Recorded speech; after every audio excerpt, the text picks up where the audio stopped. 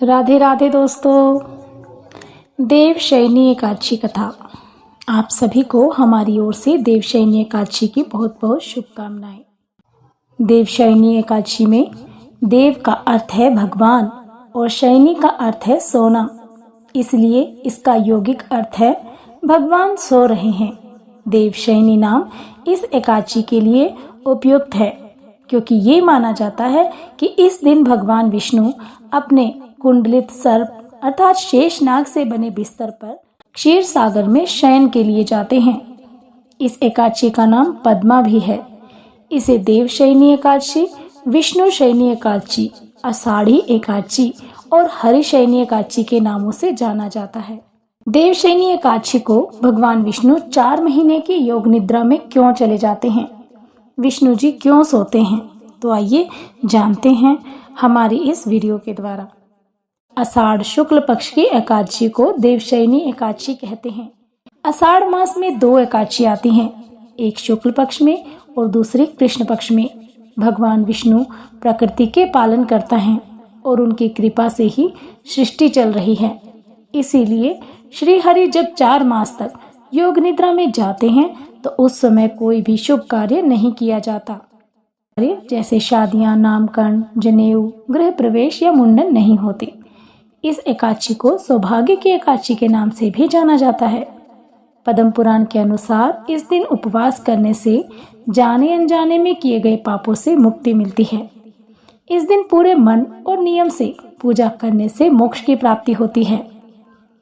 ब्रह्म वैवर्त पुराण के अनुसार देवशयनी एकादशी का व्रत करने से सभी मनोकामनाएं पूर्ण होती हैं। चतुर्मास के दौरान सभी धाम ब्रज में आ जाते हैं, इसीलिए इस दौरान ब्रज की यात्रा बहुत शुभकारी होती है।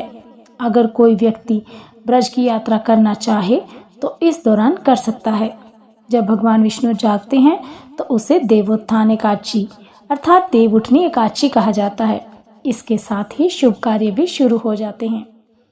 आइए अब जानेंगे आखिर क्यों 4 महीने के लिए भगवान श्री हरि विष्णु सो जाते हैं।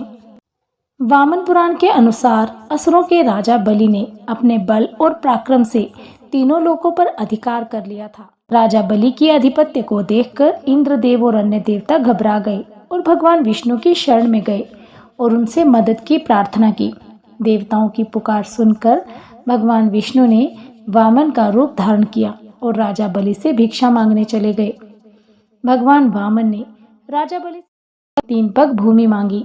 पहले और दूसरे चरण में वामन भगवान ने पृथ्वी और आकाश को नापा।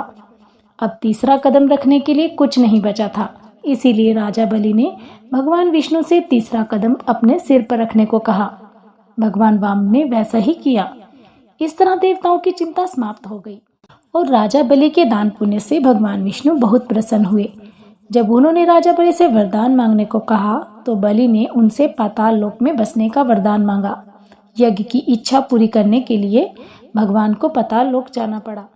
भगवान विष्णु के पाताल जाने के बाद सभी देवतागण और माता लक्ष्मी चिंतित हो गए।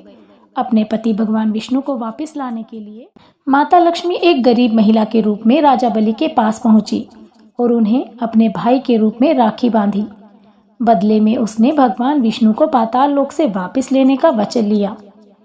पाताल लोक से विदा लेते हुए भगवान विष्णु ने राजा बलि को वरदान दिया कि वह आषाढ़ शुक्ल पक्ष की एकादशी से कार्तिक शुक्ल पक्ष की एकादशी तक पाताल लोक में निवास करेंगे। पाताल लोक में उनके प्रवास की इस अवधि को योग निद्रा माना जाता है। बोलिए श्री हरि विष्णु भगवान की जय, श्रीमन नारायण भगवान की जय।